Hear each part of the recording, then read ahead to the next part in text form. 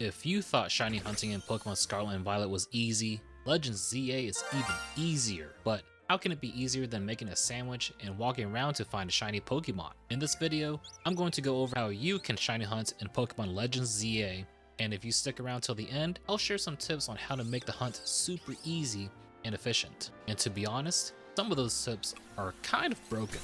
To start things off, you can shiny hunt at any point in the game. Just now playing the game, you can start a shiny hunt. Got nothing else to do in the game? Might as well do a shiny hunt.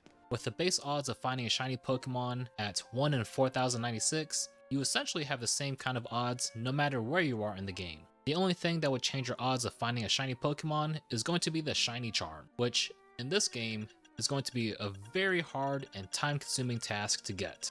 You'll essentially have to complete every single research task Mabel gives you in order to receive the shiny charm, and one of those tasks is to win 1000 battles. If you do manage to get the shiny charm, pat yourself on the back. You deserve it. You'll also get boosted shiny odds of 1 in 1024.38.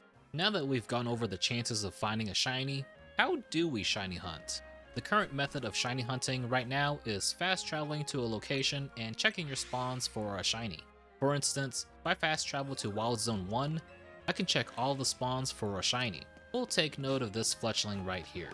Now, when I fast travel to Wild Zone 1 again, you might have noticed that this fletchling is a little different. That's because the game will re-roll the spawns whenever you fast travel. Or you can sit at a bench to change the day-night cycle to change the spawns. There are a few Pokemon that are exclusive to spawning during the day and others that spawn at night, so be mindful of which Pokemon you're hunting for. Okay, so we know how to do a shiny hunt. What happens when we find a shiny Pokemon?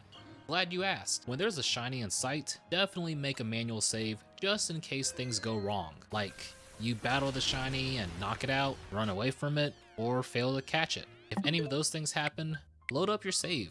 If somehow the game's autosave makes you lose that encounter, you can try loading up the backup save by pressing up on the D-pad, X, and B at the title screen. Now, I know a lot of us don't like autosave, but it's actually a good thing in this game. Let's say you find your shiny Pokemon and you're not exactly ready for it.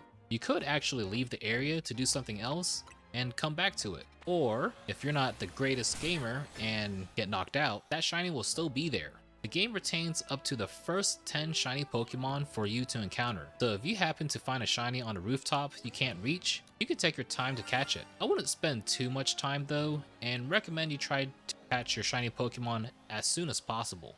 Another nice thing the game brought us is the bonus catch rate for catching your shiny Pokemon. There is a bonus catch rate of about 3 times the base rate, so you don't have to worry too much about failing to catch that shiny. If you are a little paranoid and want to have better catch rates, especially for certain Pokemon, you can collect colorful screws and redeem them at Racine Construction for blue Canary plushies. With the level 3 boost, you can get a catch rate bonus of plus 35%. Aside from that, the game does bring some other quality of life stuff. Let me know what new changes you like about the game down in the comments.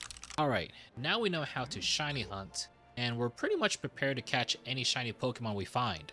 How can we make it even easier and more efficient? Allow me to introduce to you some methods you can do away from the keyboard, or the AFK method. The first and easiest one is going to be at Wild Zone 3. If you head over to this building with the stairs, you can go up and down the stairs by tilting the left stick down. Because we are reloading the spawns each time we do this, you can get shiny Pokemon really fast with this method. And not just within the zone, even a little bit outside the zone too. Now to make it even more simple, you could grab a rubber band to tilt that stick down for you. Let your character do some workouts, and you'll most likely come back to a shiny Pokemon. If you thought this was easy, there's another one you can do as well.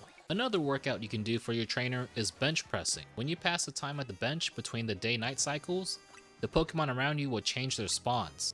We can apply the same concept of tilting the left stick down, but throw in pressing the A button, and we have another AFK method I like to call the bench pressing method. You can either manually press the A button or let your younger sibling or little cousin do it for you. If you happen to have a controller with the turbo button, you can let that controller spam the A button for you while you bench press in real life. But before you do that, there's actually one more method that's available for you. The last easy method you can do is simple. Apply what we learned from the Stairmaster and bench pressing, and we get fast travel.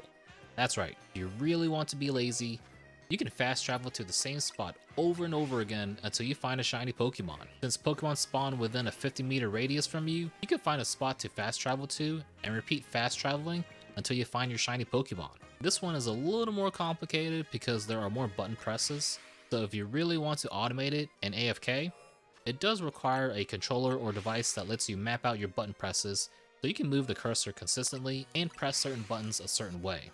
Now that we've gone over the methods, there are some Pokemon that are shiny locked. Any Pokemon that are gifted to you, traded to you, or encountered through a main quest or side quest are all going to be shiny locked. Even the first fossil Pokemon you revive will be shiny locked.